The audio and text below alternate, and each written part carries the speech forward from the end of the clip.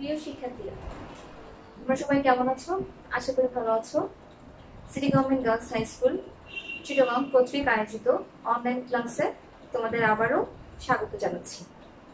আমি Humaira Haque, assistant teacher biology. গত class আমরা নিয়েছিলাম সপ্তম অধ্যায় গ্যাসীয় বিনিময়ের উপর। তোমরা অনেকেই ক্লাস করেছো, দেখছি অনেক ভিউজ হয়েছে, কিন্তু কমেন্ট বক্সে কিন্তু তোমাদের রোল নাম্বারটা বা তোমরা কোন শিফট, তোমাদের নাম, কতটুকু তোমরা বুঝতে পেরেছো সেগুলো কিন্তু অনেকে রিপ্লাই করো নাই। হোম টাস্কগুলো ঠিক মতো করেছো কিনা। সো আমার রিকোয়েস্ট থাকবে, তোমরা এই ক্লাসের শেষে যারা যারা দেখবে সবাই একটু তোমাদের নাম, রোল নাম্বার, তোমরা কোন শিফট, আর ক্লাসটা তোমাদের কেমন লাগলো, হোম টাস্কগুলো তোমরা করেছো কিনা, বা কিছু জানার থাকলে যে এই অংশটা আমি বুঝিনি ম্যাম, একটু লিখে রাখবে, কমেন্ট বক্সে লিখে রাখবে। আমি ট্রাই করবো একটা সলিউশন ক্লাসে সেগুলো তোমাদেরকে সলিউশন করে দিতে। ঠিক আছে, আজকে তাহলে আমরা শুরু করছি আমাদের অষ্টম অধ্যায়। যেহেতু গতকাল সপ্তম অধ্যায় পড়েছিলাম, আজকে তারই ধারাবাহিকতায় আমরা অষ্টম অধ্যায়টা পড়ি। আর অষ্টম অধ্যায় ক্লাস 9-এর বার্ষিক পরীক্ষাতেও আছে, আর ক্লাস 10-এর তো অবশ্যই টেস্ট পরীক্ষাতে তো পুরো সিলেবাস, পুরো বই। সো তোমাদের দুইজনেরই দুই গ্রুপেরই তোমরা উপকৃত হবে আশা করছি। ওকে, শুরু করি আমাদের অষ্টম অধ্যায়। অষ্টম অধ্যায়ের নাম হচ্ছে কি? রেচন প্রক্রিয়া। রেচনের ইংলিশটা কি তোমরা নিশ্চয়ই জানো, তোমাদের বইয়ে আছে। রেচন কি? রেচন প্রক্রিয়া রেচনের ইংলিশটা হচ্ছে এক্সপ্রেশন।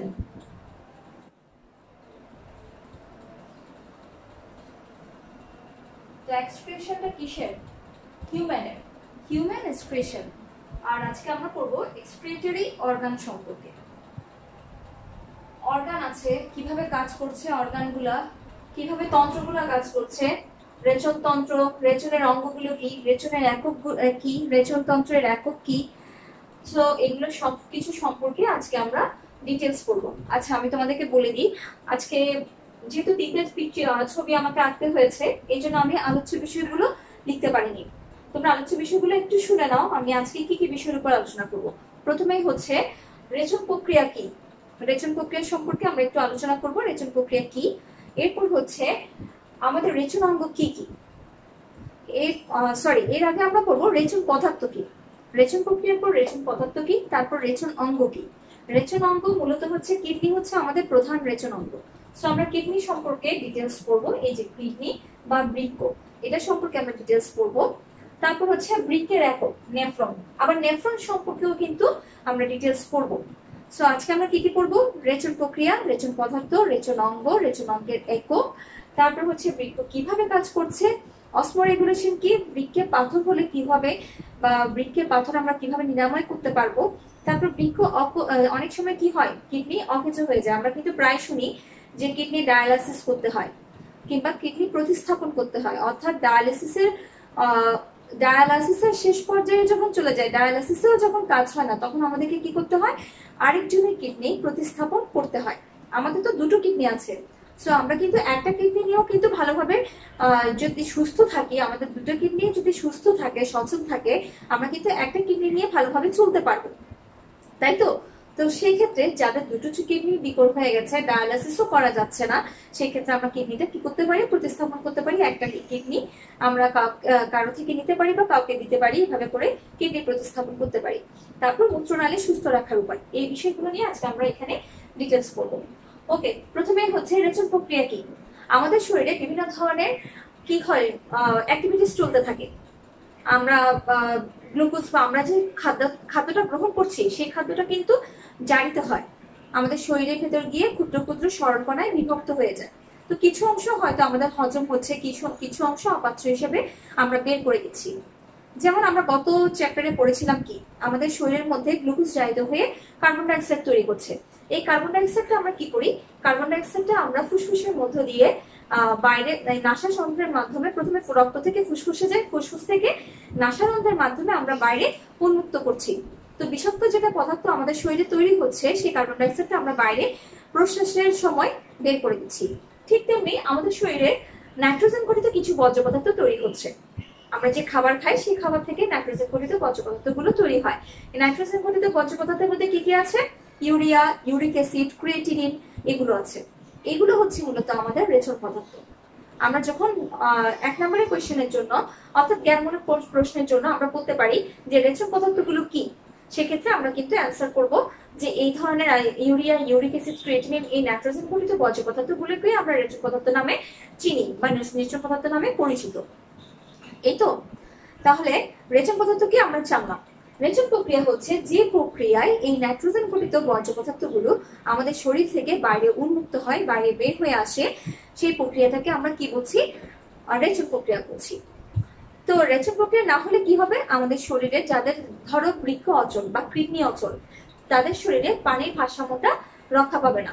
আমাদের শরীরে তখন কি হবে? শরীরটা আস্তে আস্তে ফুলতে থাকবে। যখন বৃক্ক, আমরা বুঝবো যে আমাদের বৃক্কটা অচল হয়ে যাচ্ছে, বিভিন্ন ধরনের রোগে আমরা আক্রান্ত হব, এমন একটা পর্যায়ে আসতে পারে যে রোগীর মৃত্যু হতে পারে।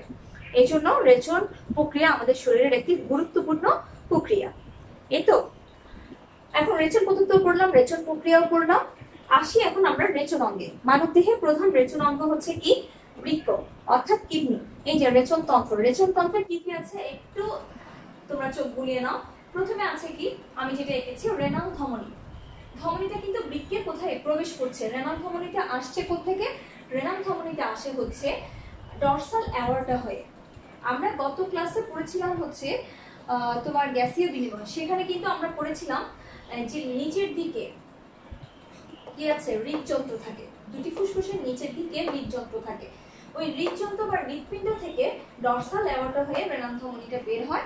রেনাল ধমনীটা কি হয়? বৃক্কে প্রবেশ করে। এই রেনাল ধমনী দিয়ে আমাদের শরীরে যে রক্তটা কোথায় যাবে? বৃক্কে যাবে। কিসের জন্য? পরিশোধনের জন্য বা পরিশ্রুত তরল উৎপাদনের জন্য, মূত্র উৎপাদনের জন্য। এরপর হচ্ছে রেনাল শিরা। এটা হচ্ছে রেনাল শিরা। রেনাল শিরা এটা কিন্তু বৃক্ক থেকে বের হবে। রেনাল ধমনী হচ্ছে বৃক্কে ঢুকছে, আর রেনাল শিরাটা হচ্ছে বৃক্ক থেকে বের হচ্ছে। আচ্ছা, তো মানবদেহের প্রধান রেচন অঙ্গ হচ্ছে বৃক্ক। এই যে বৃক্ক, দুটি বৃক্ক। তোমাদের বইও ছবিটা একটু তোমরা খেয়াল করলে দেখবে আমাদের ডান বৃক্কের তুলনায় বাম বৃক্কটা একটু উপরের দিকে। আমাদের নোটবুক, আমাদের মেইন বইয়ে, বোর্ডের বইয়ে কিন্তু চিত্রটা যদি তোমরা একটু দেখো তাহলে দেখবে দুটি কিন্তু সমতলে না, একটু উপরে হচ্ছে বাম বৃক্কটা। তো দুটি বৃক্ষগুলো দেখতে কিসের মতো? বৃক্ষটা দেখতে হচ্ছে শিম বিচির মতো। আমরা যে শিম বিচিটা খাই, শিমটা খাই, শিমের মধ্যে যে বিচি আছে সেই বিচিটা কিন্তু এই টাইপের। তো বৃক্ষ দেখতে শিম বিচির মতো এবং হচ্ছে এর কালার হচ্ছে লালচে। বৃক্কের অবস্থানটা কোথায়? বৃক্কের অবস্থানটা হচ্ছে আমাদের হৃদযন্ত্রের নিচে, উদর গহ্বরের, আমাদের হৃদযন্ত্রের নিচে যে উদর গহ্বরটা আছে, আমরা পড়েছিলাম কি বক্ষ গহ্বর এবং উদর গহ্বরের মাঝখানে মধ্যচ্ছদা আছে। মধ্যচ্ছদা এই দুইটা গহ্বরকে কি করে? উদর গহ্বর এবং বক্ষ গহ্বর দুটোকে আলাদা করে রাখে। তো বৃক্কের অবস্থান হচ্ছে আমাদের উদর গহ্বরের পেছনের অংশে। এই যে আমাদের যে মেরুদণ্ড আছে, মেরুদণ্ডের নিচের দিকে দুটো বৃক্কের অবস্থান। বৃক্ক দেখতে শিম বিচির মতো। এর বাইরের অংশটা হচ্ছে উত্তল, আর এই যে বাইরের অংশটা হচ্ছে একটু উত্তল, আর ভেতরের অংশটা দেখছো ঠিক তার অপোজিট, অর্থাৎ অবতল। এই অবতল অংশ আবার কয়টা খাঁজ আছে দেখো, এই ধরনের খাঁজ আছে। এই অবতল অংশের খাঁজগুলোকে বলা হচ্ছে কি? হাইলাম। আবার অনেকে হাইলাসও বলে, হাইলাম অথবা হাইলাস। এই তো এই হাইলাম বা হাইলাস থেকে কি বের হচ্ছে? রেনাল শিরা বের হচ্ছে। আরেকটা জিনিস বের হচ্ছে, এই যে দেখো ইউরেটার বের হচ্ছে। দুটি বৃক্ক থেকে ঠিক কিন্তু সেম, দুটি বৃক্ক থেকে রেনাল শিরা বের হচ্ছে, দুটি বৃক্ক থেকে ইউরেটার বের হচ্ছে। এই ইউরেটার দিয়ে কি হয়?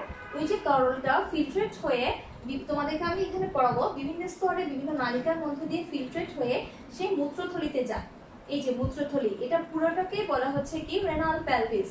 এই মূত্রথলিটাতে এখানে যাবে, মূত্রথলিতে গিয়ে জমা হবে। এরপর যখন মূত্রথলিতে অধিক পরিমাণে জমা হয়ে যায়, আমাদের যখন দেখা যায় 450 মূত্রথলির ক্যাপাসিটি, মূত্রথলির ক্যাপাসিটি হচ্ছে 450 মিলিলিটার। মূত্রের পরিমাণ যখন 450 ml হয়ে যায়, এই 450 ml পর্যন্ত মূত্রথলি ধারণ করতে পারে, কিন্তু এর অধিক যখন হয়ে যায় তখন আমাদের প্রস্রাবের বেগ বা চাপের সৃষ্টি হয়, তখন আমরা কি করি, মূত্রনালী দিয়ে সেটি বেরিয়ে আসে বা বের করে দিই। তো আমরা বৃক্কের মধ্যে, রেচনতন্ত্রের মধ্যে মূলত কি কি আছে, বৃক্ক আছে, রেনাল ধমনী আছে যেটা ডর্সাল অ্যাওর্টা হয়ে আছে, রেনাল শিরা বৃক্ক থেকে বের হচ্ছে। তারপর হচ্ছে ইউরেটার আছে যেটাও বৃক্কর ওই হাইলাম থেকে বের হচ্ছে। তারপর হচ্ছে ইউরেটারটা গিয়ে মিলিত হচ্ছে ফানেল আকৃতির একটি অংশে যাকে আমরা বলছি কি রেনাল পেলভিস। রেনাল পেলভিসের মধ্যে রয়েছে মূত্রথলি এবং মূত্রনালী। এই হচ্ছে আমাদের রেচনতন্ত্র। এরপর আমরা চলে যাব হচ্ছে বৃক্কের লম্বচ্ছেদে। আমরা এটা মূলত একটা রেচনতন্ত্রের একটা আউটলুক দেখলাম। এখন বৃক্কের মধ্যে, বৃক্কের ভিতরে আমাদের কি কি আছে, কি কি অঙ্গাণু বা ক্ষুদ্র অঙ্গাণু আছে আমাদের বৃক্কের মধ্যে। বৃক্কের লম্বচ্ছেদ করলে আমরা এই অঙ্গগুলোকে দেখতে পাই। প্রথমে আছে কি দেখো, বৃক্ক কিন্তু বৃক্কের ভিতরে এই যে আমি যেটা প্রথমে আঁকলাম সেটা হচ্ছে কি রেনাল ধমনী, যেটা তোমার হৃদযন্ত্র থেকে আসছে, এসে প্রবেশ করছে কোথায়, বৃক্কের ভিতরে। আর বৃক্ক থেকে যেটা বের হচ্ছে সেটা হচ্ছে রেনাল শিরা। তারপর হচ্ছে বৃক্কের যে তোমার চারপাশে একটা আবরণ আছে, এই যে আবরণটা তোমরা দেখতে পাচ্ছ, এই আবরণ, পুরো আবরণটাকে বলা হচ্ছে বৃক্কীয় ক্যাপসুল বা রেনাল ক্যাপসুল। বৃক্কীয় আবরণ, বৃক্কীয় আবরণ অথবা রেনাল ক্যাপসুল, যেটা ভিতরের জিনিসগুলোকে ধারণ করে আছে। এই বৃক্কের আবরণের ভেতরে আমাদের দুটো অংশ আছে। একটি হচ্ছে কর্টেক্স, যেটা তোমার ক্যাপসুল সংলগ্ন অংশ। এই যে ফোটা ফোটা ফোটা ফোটা দিলাম তোমাদের বোঝার সুবিধার জন্য, এগুলোকে বলা হচ্ছে কর্টেক্স। অর্থাৎ আবরণের গায়ের সাথে লেগে যে অংশটা আছে, এই যে ডট ডট দিলাম ব্লু কালারের, এখন ব্ল্যাক কালারে দিচ্ছি, এই অংশগুলোকে বলা হচ্ছে কর্টেক্স। আর ভেতরের এই অংশগুলোকে বলা হচ্ছে মেডুলা। মেডুলার ভিতরে কি থাকে, মেডুলার ভিতরে থাকে হচ্ছে তোমার রেনাল পিরামিড। 8 থেকে 10টি রেনাল পিরামিড থাকে। দেখো আমি 8টি এঁকেছি, 1 2 3 4 5 6 7 8। কর্টেক্সের মধ্যে থাকে, মেডুলার মধ্যে থাকে তোমার 8 থেকে 10টি রেনাল পিরামিড। এগুলো কিন্তু সবকিছুই কি দিয়ে গঠিত, তোমার কৈশিক জালিকা নিয়ে গঠিত। তারপর এই যে রেনাল পিরামিড তোমাদেরকে আমি ঠিক করে দিলাম যে এইগুলো হচ্ছে রেনাল পিরামিড। 8 থেকে 10টি রেনাল পিরামিড মেডুলা সংলগ্ন অবস্থায় থাকে। তারপর হচ্ছে এই রেনাল পিরামিড গুলো এই যে লাস্টের দিকে এসে, প্রান্তীয় দিকে এসে তোমার কিসে পরিণত হয়, এই যে এখানে তোমরা খাজের মতো কতগুলো ঢেউ ঢেউ জিনিস দেখছো, এগুলো হচ্ছে প্যাপিলা। রেনাল প্যাপিলা গঠন করে, রেনাল প্যাপিলা। তারপর এই অংশগুলো থেকে, রেনাল প্যাপিলা থেকে আমাদের এদিকে তীর চিহ্ন দিয়ে দেখাচ্ছি, মূত্রগুলো কোথায় যাচ্ছে। এই যে সাদা অংশটা দেখছো, এটা পুরোটাই হচ্ছে ওই রেনাল পেলভিস, যেটার মধ্যে কি কি আছে, মূত্রথলি আছে, মূত্রনালী আছে। এই যে এই অংশটা বুঝতে পারছো, এই অংশটাই হচ্ছে রেনাল পেলভিস, এখানের মধ্যে উন্মুক্ত হয়। এছাড়া আরেকটা জিনিস বলতে ভুলে গেছি, সেটা হচ্ছে প্রতিটি বৃক্কে কি থাকে, সংগ্রাহক নালী এবং এই যে প্রতিটি বৃক্কে তোমার নেফ্রন থাকছে এবং সংগ্রাহক নালী থাকছে। এই যে ছবি এঁকেছি, এই যে নেফ্রন, 10 থেকে 12 লক্ষ নেফ্রন থাকে। নেফ্রনে কিন্তু মূলত কার্যকরী একক হচ্ছে কার, বৃক্কের কার্যকরী একক হচ্ছে নেফ্রন। প্রতিটি বৃক্কে, এই যে এখানে তোমার পিরামিডের ভিতরে প্রতিটি বৃক্কে থাকছে সংগ্রাহক নালিকা। এই যে এদিকের অংশটা হচ্ছে সংগ্রাহক নালিকা আর এদিকে হচ্ছে নেফ্রন। এই নেফ্রনের কাজ হচ্ছে তোমার মূত্র তৈরি করা, আর সংগ্রাহক নালিকা কি করে, মূত্রটা তোমার পেলভিসে গিয়ে উন্মুক্ত করে। এই হচ্ছে বৃক্কের লম্বচ্ছেদ। কারো কোনো প্রবলেম থাকলে তোমরা অবশ্যই বলবে, আশা করি থাকবে না, কারণ এখানে আমি তোমাদেরকে প্রতিটা জিনিসই বুঝিয়ে দেওয়ার চেষ্টা করেছি। এখন নেফ্রনটার আবার ডিটেলস আমরা এখানে পড়ব। এটা হচ্ছে নেফ্রনের একটা চিত্র। এই যে আমরা এখানে নেফ্রন আঁকলাম, প্রতিটা থেকে এরকম নেফ্রন বের হচ্ছে, প্রত্যেকটা রেনাল পিরামিড থেকেও নেফ্রন বের হচ্ছে। আর এই হচ্ছে নেফ্রনের ডিটেলস চিত্র। নেফ্রন আবার কি দেখো, নেফ্রনের আবার দুটো অংশ আছে, যেটাকে আমরা প্রথম অংশকে বলছি মালপিসিয়াম অঙ্গ, মালপিসিয়াম পার্ট বা রেনাল কর্পাসল, আর আরেকটা অংশ হচ্ছে রেনাল টিউবেল। টিউবেল মানে হচ্ছে টিউব আকৃতির কিছু অংশ। আর রেনাল কর্পাসলের মধ্যে কি কি আছে, রেনাল কর্পাসলের মধ্যে আছে হচ্ছে গ্লোমেরুলাস এবং হচ্ছে বোমেন্স ক্যাপসুল, এই দুটি অংশ। গ্লোমেরুলাস এবং বোমেন্স ক্যাপসুল এই দুটি অংশ নিয়ে হচ্ছে রেনাল কর্পাসল গঠিত। আর রেনাল টিউবুলে তোমার কি কি আছে? নিকটবর্তী প্যাচানো নালিকা, হেনরি লুপ এবং প্রান্তীয় প্রেচানো নালিকা। এখন কিভাবে আমাদের শরীর থেকে মূত্র তৈরি হচ্ছে দেখো, প্রথমেই হচ্ছে গ্লোমেরুলাস, এটা হচ্ছে আমাদের ফিল্ট্রেটের কাজ করে, অর্থাৎ আমাদের শরীরে এই যে রেনাল ধমনী দিয়ে যে রক্তটা বৃক্কে প্রবেশ করছে সেটা আলট্রা ফিল্ট্রেট করবে হচ্ছে এই গ্লোমেরুলাস। গ্লোমেরুলাসের কাজ হচ্ছে সেটা ছাঁকনির মতো কাজ করবে। তো এখানে থাকবে তোমার ইফারেন্ট ধমনী, যেটা হচ্ছে তোমার এই রেনাল ধমনী থেকে 50টি কোষিক জালিকার সমন্বয়ে তৈরি হচ্ছে এই ইফারেন্ট ধমনীটা। এই ইফারেন্ট ধমনীটা আবার সূক্ষ্ম কিছু জালিকাতে বিভক্ত হয়ে অ্যাফারেন্ট ধমনী আকারে আবার বাইরে উন্মুক্ত হচ্ছে। এই যে রেনাল শিরা দেখালাম, সেখানে আবার আসবে হচ্ছে অ্যাফারেন্ট ধমনী। অ্যাফারেন্ট ধমনী হয়ে সেটা বাইরে উন্মুক্ত হচ্ছে। তো এরপরে হচ্ছে বোমেন্স ক্যাপসুল। বোমেন্স ক্যাপসুলের কাজ হচ্ছে এই তোমার গ্লোমেরুলাসটাকে বেষ্টন করে রাখা, আবৃত করে রাখা হচ্ছে গ্লোমেরুলাসকে আবৃত করে রাখা হচ্ছে কি বোমেন্স ক্যাপসুল। গ্লোমেরুলাস ওই আলট্রা ফিল্টার করবে কাকে? আমাদের শরীরে যে রক্তটা অবিশুদ্ধ রক্তটা যাচ্ছে সেই অবিশুদ্ধ রক্ত থেকে মূত্র তৈরিতে কাজ করবে। প্রথম কাজটা করবে হচ্ছে গ্লোমেরুলাস, সে আলট্রা ফিল্টার করে ওই পরিশ্রুত তরলটাকে এই দিকে হয়ে এই যে বোমেন্স ক্যাপসুল হয়ে এই নালিকাগুলো হয়ে তোমার আসবে সংগ্রহ নালিকা। সংগ্রহ নালিকা থেকে সেটা যাবে হচ্ছে পেলভিসে, মূত্র হয়ে পেলভিসে গিয়ে পৌঁছাবে। এখন দেখো, বোমেন্স ক্যাপসুলের পর থেকে শুরু হচ্ছে তোমার হচ্ছে এই রেনাল টিউবুলের অংশগুলো। রেনাল টিউবুল তিনটা অংশে বিভক্ত, তোমাদের বলেছি নিকটবর্তী প্যাচানো নালিকা। এটা নিকটবর্তী কার নিকটবর্তী? বোমেন্স ক্যাপসুলের। তোমাদের মনে রাখার সুবিধার্থে প্রথম নালিকাটা হচ্ছে নিকটবর্তী প্যাচানো নালিকা, যেটা বোমেন্স ক্যাপসুলের নিকটে আছে। মাঝখানে যেটা আছে সেটা হচ্ছে হেনরি লুপ। এরপর প্রান্তীয় অর্থাৎ শেষ প্রান্তে যেটা সংগ্রাহক নালিকার সাথে যুক্ত সেটা হচ্ছে প্রান্তীয় প্যাচানো নালিকা। এখানের মধ্য দিয়ে সেই রক্তটা বা পরিশ্রুত তরলটা বারবার ফিল্ট্রেট হয়। এখানে তো একবার ফিল্ট্রেট হচ্ছে গ্লোমেরুলাসে, এখানে আসার সময় এই নালিকাগুলো দিয়ে তিনটা নালিকা দিয়ে আবারও সে ফিল্ট্রেট হতে থাকে। এভাবে ফিল্ট্রেট হতে হতে শুধুমাত্র নাইট্রোজেন মুক্ত বর্জ্য পদার্থ শুধুমাত্র মূত্রটাই আমাদের সংগ্রাহক নালিকাতে গিয়ে পৌঁছায়। আর এই যে সংগ্রাহক নালিকা কি করে? সেটা পেলভিসে গিয়ে উন্মুক্ত করে। পেলভিসটা কি করে? ইউরেটারে গিয়ে মূত্রথলি এবং মূত্রনালীর মাধ্যমে আমাদের শরীর থেকে সে বেরিয়ে আসে। এই হচ্ছে আমাদের বৃক্কের কাজ বা নেফ্রনের কাজ। আচ্ছা, আরেকটা বলে নিই, একজন পূর্ণবয়স্ক মানুষ প্রতিদিন অর্থাৎ ডেইলি 1500 মিলিলিটার মূত্র ত্যাগ করতে পারে। আরেকটা ইম্পর্টেন্ট টপিকস বলে নিই, ইউরোক্রোম। ইউরোক্রোম কি? ইউরোক্রোম হচ্ছে যে রঞ্জক পদার্থের উপস্থিতির জন্য আমাদের মূত্রের রং কি হয়? হলুদ রঙের হয়, হালকা হলদে হয়, সেই রঞ্জক পদার্থকে বলা হচ্ছে ইউরোক্রোম। এখানে কিন্তু অনেকগুলো শর্ট কোশ্চেন আসছে, তারপর হচ্ছে তোমার দক্ষতামূলক কোশ্চেনও আসছে যে বৃক্কের লম্বচ্ছেদ এঁকে তার বিভিন্ন অংশ চিহ্নিত করো, অথবা বৃক্কের কাজ কিভাবে, কোন অংশ কিভাবে কাজ করছে, কিভাবে ফিল্ট্রেট করছে। সো এই জিনিসগুলো কিন্তু এর মধ্যেই চলে আসছে। সো আশা করি তোমরা এই জিনিসটা বুঝেছো। এখন আমরা পড়বো হচ্ছে নেক্সট টপিক, অসমোরেগুলেশন। যেটা বলছিলাম অসমোরেগুলেশন। অসমোরেগুলেশন বলতে কি বুঝো? অসমোরেগুলেশন হচ্ছে এমন একটি প্রক্রিয়া, মানে একটি শারীরবৃত্তীয় প্রক্রিয়ায়, যে প্রক্রিয়ায় আমাদের দেহে পানির সমতা বজায় রাখে বা পানির ভারসাম্যটা বজায় রাখে। আমাদের শরীরে পানির পরিমাণটা বাড়তে দেয় না কিংবা কমতে দেয় না, সেই প্রক্রিয়াটাই মূলত হচ্ছে অসমোরেগুলেশন। এই অসমোরেগুলেশনে বৃক্ক কি ভূমিকা পালন করে, এটা হচ্ছে একটা মেইন টপিক। অসমোরেগুলেশনে বৃক্কের ভূমিকা খুবই গুরুত্বপূর্ণ, কারণ বৃক্কই কি করে আমাদের শরীরে যে অতিরিক্ত নাইট্রোজেন ঘটিত বর্জ্য পদার্থ কিংবা অতিরিক্ত পানি সেটি কি করে মূত্র আকারে শরীর থেকে বের করে দেয়।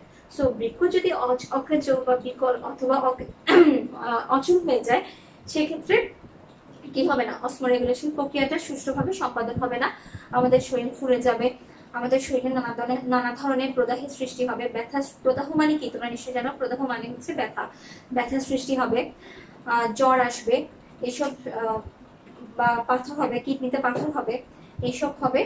সো আমাদের উচিত হচ্ছে কিডনিটাকে সচল রাখা, অর্থাৎ অসমোরেগুলেশন প্রক্রিয়াটা সচল রাখার জন্য আগে বৃক্কটাকে আমাদের কি করতে হবে?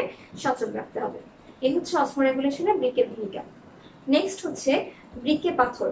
আমাদের বইয়ে আছে বৃক্কে পাথর বলতে আমরা কি বুঝি। আমাদের বৃক্ক বা কিডনিতে ছোট ছোট কিংবা ছোট ছোট অনেকগুলো পাথর দীর্ঘদিন ধরে থাকতে থাকতে একটি বড় আকারের পাথরেও পরিণত হতে পারে। অনেকের এই ধরনের সমস্যা দেখা দেয় যে বৃক্কে পাথর হয়েছে, আমরা শুনি যে তার কিডনিতে পাথর ধরা পড়েছে।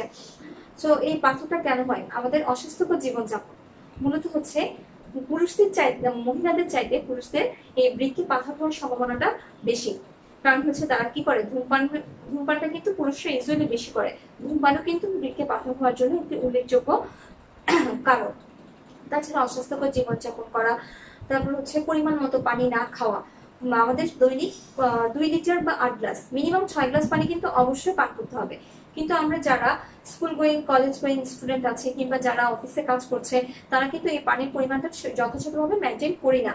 যার ফলে কি হয়, আমাদের পানির সমতাটা বজায় থাকছে না শরীরে। আমাদের যে পরিমাণ পানিটা শরীরের জন্য দরকার সেই পরিমাণ পানি শরীর পাচ্ছে না।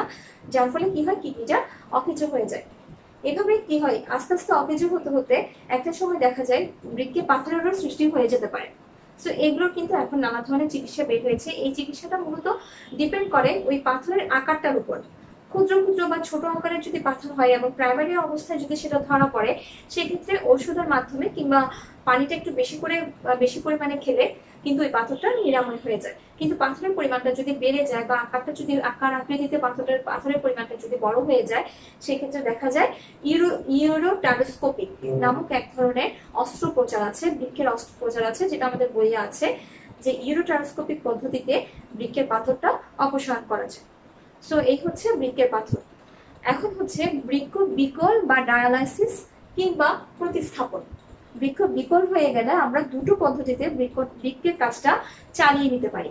প্রথম কাজটা হচ্ছে বৃক্ককে আমরা ডায়ালাইসিস মেশিনের মাধ্যমে শরীর থেকে ওই যে নাইট্রোজেন ঘটিত বর্জ্য পদার্থগুলো আছে সেগুলো আমরা ডায়ালাইসিস মেশিনের সাহায্যে বাইরে উন্মুক্ত করে দিতে পারি।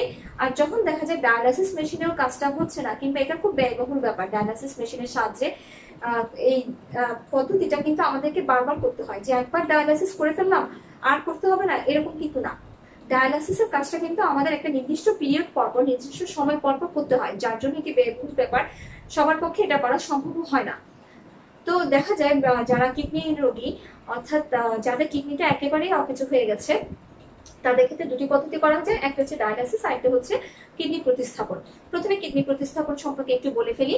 যখন ডায়ালাইসিস মেশিনের কাজটা হয় না, ডায়ালাইসিস মেশিন দিয়েও আমরা নাইট্রোজেন ঘটিত বর্জ্য পদার্থটা শরীর থেকে বের করতে পারছি না, তখন আমরা কিডনি প্রতিস্থাপন করবো। কিডনি প্রতিস্থাপন করবো আমরা নিকট আত্মীয় থেকে।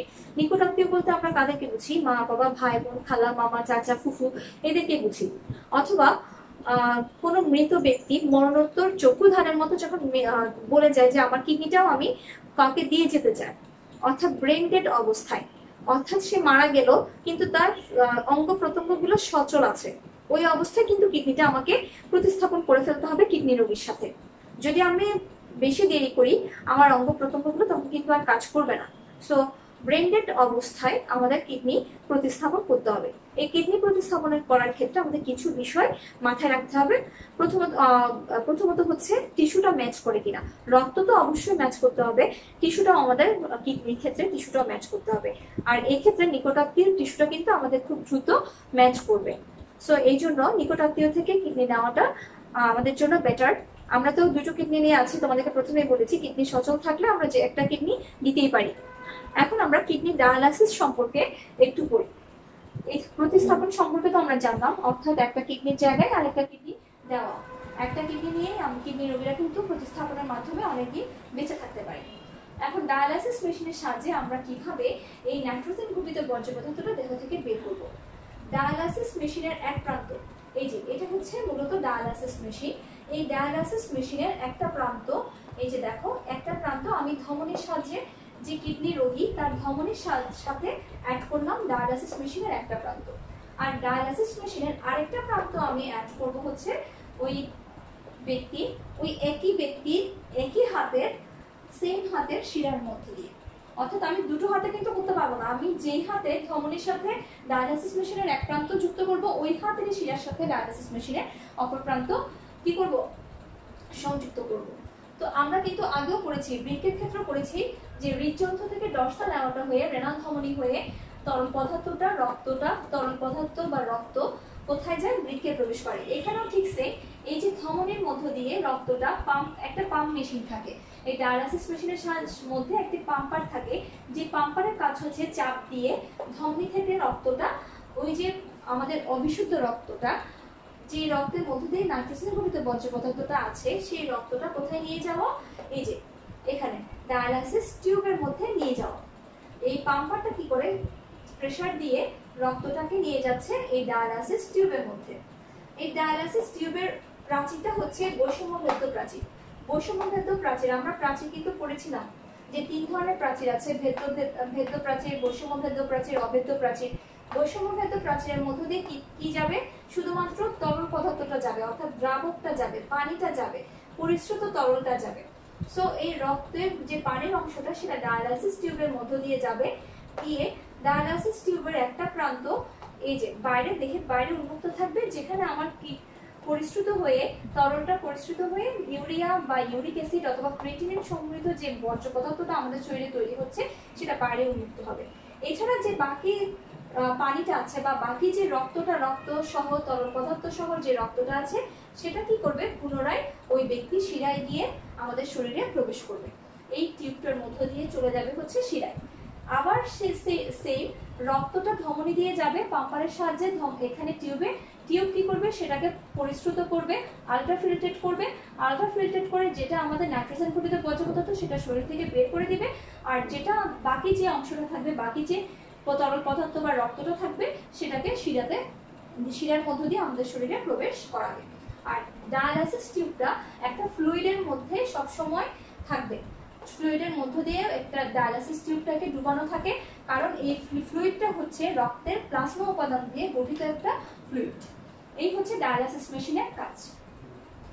তো তোমরা নিশ্চয়ই এখন বুঝতে পেরেছো কিভাবে আমরা কিডনি বিকল হয়ে গেলে কি কি প্রক্রিয়ায় কিডনিটাকে আমরা সচল করতে পারি, বা আমাদের শরীরের শারীরবৃত্তীয় কাজগুলো, রেচনের কাজগুলো আমরা কিভাবে সম্পাদন করতে পারি। এখন আর আছে হচ্ছে মূত্রনালী সুস্থ রাখার উপায়। এটা আমাদের লাস্ট টপিক। মূত্রনালী আমরা কিভাবে সুস্থ রাখবো, একদম ফার্স্ট যেটা আমাদের করতে হবে সেটা হচ্ছে পরিমিত পানি পান করা। পরিমিত পানি পান করা, ডেইলি যদি আমরা 2 লিটার পানি খাই, অবশ্যই অবশ্যই আমাদের মূত্রনালী সুস্থ থাকবে, মূত্রনালীতে কোনো ধরনের ব্যথা সৃষ্টি হবে না। আরেকটা জিনিস হচ্ছে আমরা আমাদের প্রস্রাবটা আটকে রাখবো না। এটা কিন্তু আমরা মেয়েরা বেশি করি, যে যেখানে সেখানে টয়লেটটা আমরা ইউজ করতে চাই না, স্কুলের বাথরুম ইউজ করতে চাই না। এটা কিন্তু খুব খারাপ অভ্যাস, এই অভ্যাসটা আমাদের পরিত্যাগ করতে হবে। আমরা বেশি বেশি পানি খাবো, এবং যখনই আমাদের প্রস্রাবে বেগ আসবে আমরা অবশ্যই কি করব, সেটি প্রস্রাবটা করে ফেলবো, রেচন প্রক্রিয়াটা সম্পাদন করব। তাহলে কিন্তু আমাদের মূত্রনালীটা কি থাকবে, সুস্থ থাকবে। আর নানা ধরনের যে বদভ্যাসগুলা, যেগুলো আমি মূলত পুরুষদের ক্ষেত্রে বা ছেলেদের ক্ষেত্রে বলছি, ধূমপান পরিত্যাগ করবো, বা অস্বাস্থ্যকর জীবনযাপন করবো না, ধুলোবালি যুক্ত জায়গায় থাকবো না। সো এই অস্বাস্থ্যকর জীবনযাপন না করলে, পরিমিত পানি খেলে, আর ইউরিন ইনফেকশন যদি না হয়, আমরা যে ওয়ার্ডটার সাথে পরিচিত ইউরিন ইনফেকশন, যেটার জন্য আমাদের জ্বর আসে। আরেকটা জিনিস হচ্ছে আমরা কি করি, ব্যথার ওষুধ খেয়ে ফেলি, সামান্য মাথা ব্যথা হোক বা জ্বর আসুক আমরা প্যারাসিটামল খেয়ে ফেলি, নাপা খেয়ে ফেলি। এই জিনিসটা কিন্তু আমাদের অবশ্যই অবশ্যই পরিহার করতে হবে। ব্যথার ওষুধ আমরা দীর্ঘদিন ধরে যদি খাই, সেটাও কিন্তু আমাদের পিঠের উপর চাপ দিবে, বৃক্কের উপর চাপ দিবে, বা কিডনির উপর চাপ দিবে, তখনও কিন্তু আমরা কিডনি রোগে আক্রান্ত হতে পারি। সো এভাবে আমরা মূত্রনালী এই জিনিসগুলো আমরা পরিহার করবো। ব্যথার ওষুধ খাবো না, পরিমিত পানি খাবো। সো আমরা আমাদের মূত্রনালীটাকে সুস্থ রাখবো। এই হলো আজকের দিনের পড়া। আজকে রেচন প্রক্রিয়াটা মোটামুটি আমি তোমাদের পুরোটা পড়ানোর চেষ্টা করেছি। তোমরা কে কতটুকু বুঝেছো, ক্লাসটা কেমন লেগেছে, সবাই কিন্তু কমেন্ট বক্সে লিখবে কারা কারা দেখছো। আমি কিন্তু সবার নাম দেখতে পাচ্ছি না। আগের ক্লাসগুলোতে দেখেছি 26 জন 27 জন কমেন্ট করেছো, কিন্তু আমার total morning shift day shift মিলে কিন্তু অনেক স্টুডেন্ট, প্রায় 150 কাছাকাছি 200 কাছাকাছি স্টুডেন্ট। তো সবাই কিন্তু ট্রাই করবে ক্লাসগুলো দেখার। আর যে হোমওয়ার্কগুলো, কিছু হোম টাস্ক দিচ্ছি। এই যে ডায়ালাইসিস প্রক্রিয়াটা, এটা একটা হোম টাস্ক দিলাম। তারপর হচ্ছে বৃক্কের লম্বচ্ছেদ আঁকবা তোমরা নেফ্রনের কার্যাবলীর একটা চিত্র আছে তোমাদের বইয়ে 8.04, ওইটা আঁকবা।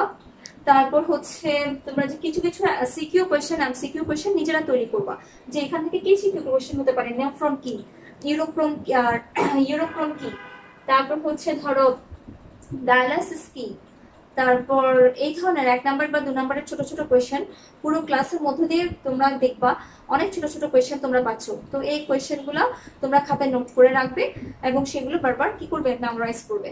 সবাই ভালো থাকবে, সুস্থ থাকবে ইনশাআল্লাহ।